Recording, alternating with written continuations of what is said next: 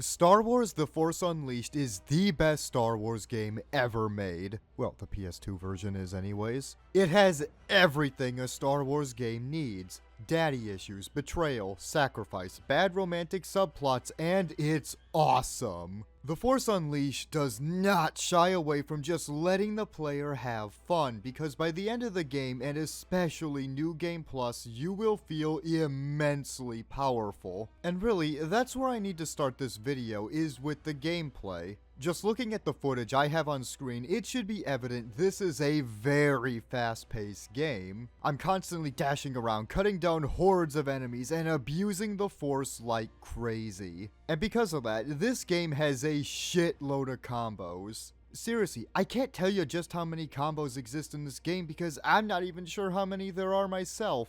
A lot of them are pretty basic and can be figured out if you just button mash, but some of them can get somewhat complex. For example, here in this clip, I jumped, dashed, and hit the square button, and it caused a huge force slam with my lightsaber. You're not too likely to figure that out just mashing the buttons, truthfully. You're also free to move and push damn near anything you can think of with the Force, even things you wouldn't expect like this statue or guard tower. What's great about this game too is you can even trivialize some encounters with tougher enemies due to being able to lift them with the Force. Here on Bespin, these tough-as-nails mammoth guys may be able to tank dozens of lightsaber hits, but they are mere weaklings compared to gravity. What's nice too is that whilst everyone else may be able to go over the edge and die instantly, the player cannot. So if for whatever reason you get knocked back or miss a jump, you're not gonna die instantly like the enemies will. I know some people may hate that, but I personally like it because it prevents a lot of rage-inducing deaths like these grenades from knocking you over the edge. And truthfully, if you died a lot in this game, it would completely ruin the feel of power you get. Everything in this game feels like it has a lot of weight. Really, I think this is one of those games you need to just play for yourself to fully understand, because just watching a video isn't the same as unleashing apocalyptic hell on a stormtrooper yourself. Or just disintegrating him with the Death Star's laser.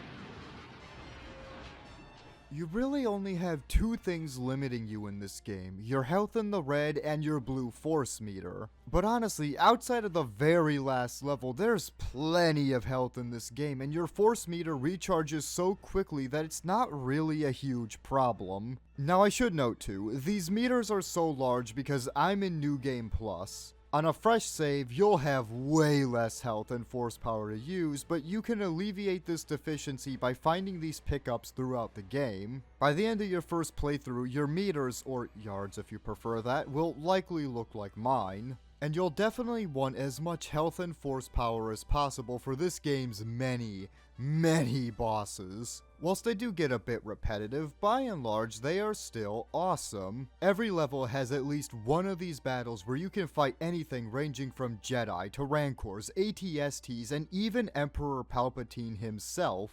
And many of these battles, especially against Force users, are visually stunning. Just look at the fight with Palpatine and tell me this doesn't perfectly encapsulate just how strong of a Force user he actually is. And during these fights as well, you'll randomly be thrown into these button mashing segments. They're pretty simple, hit whatever button fast enough and you'll counter your enemy for some extra damage. Fail and you'll be taking the extra damage. At the start of the game, these segments start out pretty easy, but they get much harder as you progress through the story. Fortunately, I've played enough Metal Gear Solid 1 that button mashing is my speciality. And also, at the end of many encounters, you'll have to do these quick time events. They're mandatory with Force users, but anything else you don't have to deal with them. They're pretty easy as well, like I said, I didn't fail a single one, but the real appeal here is just the fact that they look cool. With some enemies like Rancors and ATSTs, they also mean you can kill them a lot quicker, since you only have to whittle them down to about a quarter of their health before the icon pops up to initiate the QTE. So in that sense, they're actually pretty useful.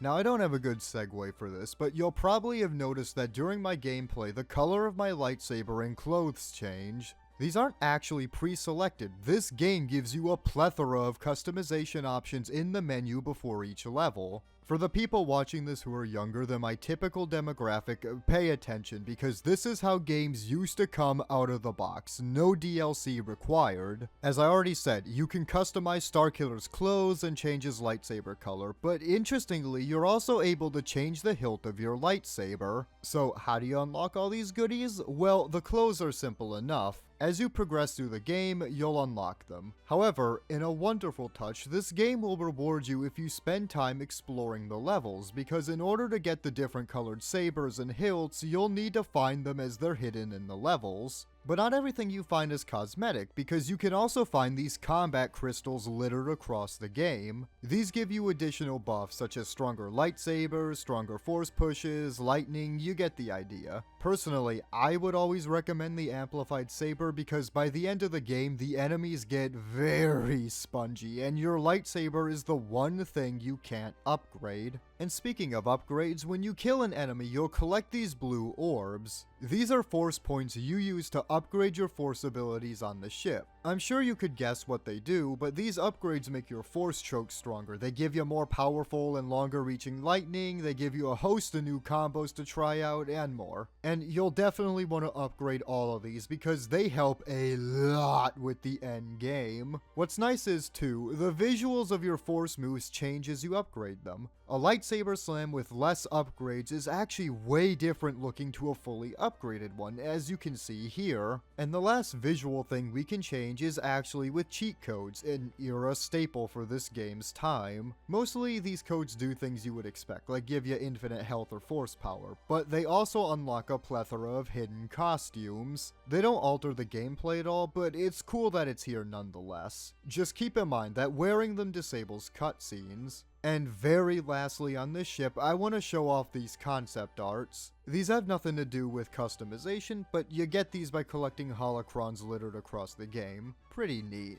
And you know what else is neat? This game's story. I'm gonna do my best not to spoil anything apart from the opening, because genuinely, I think if you're a Star Wars fan, then this game is a must play. Starting with the opening, we have the very iconic text scroll that lays out the current happenings in the galaxy. And immediately, this game opens strong because we play as Darth Vader himself. It is exactly as cool as you'd think it is. The only downside to this is the constant pop-ups that interrupt the flow of gameplay. Luckily, however, you can turn these off, but it's annoying nonetheless. Anyways, after we violently slay a bunch of Wookiees, we get to face a rogue Jedi. This fight introduces us to the basics of the boss battles, and rightfully it's pretty easy since you are playing as Vader. Once you kill this Jedi, you meet his son, who Vader takes on as his apprentice because supposedly this son is strong in the Force.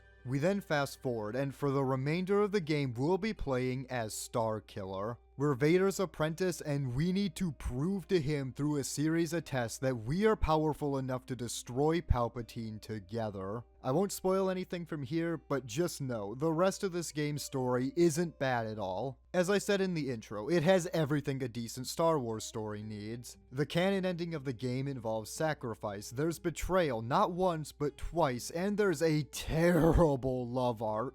In fact, I don't even know if you could call it love, because we hardly see the relationship between Starkiller and his pilot Juno. And really, weird pacing is about the only issue I have with the story. The important beats all happen in a very rushed manner, and it can make the game's narrative feel weak. Some of the boss battles in this game, namely the ones at the Jedi Temple, really don't make much sense at all because the narrative just doesn't explain it. Like I said though, it's not a bad story, it's just poorly paced. This game was definitely made with the gameplay in mind above all else. And honestly, I would be lying if I said they didn't blow that out of the water. This game is extremely fun, and it harkens back to a time when games were about the player. They were made to be fun first and foremost, and I think we've really lost a lot of that in today's AAA space.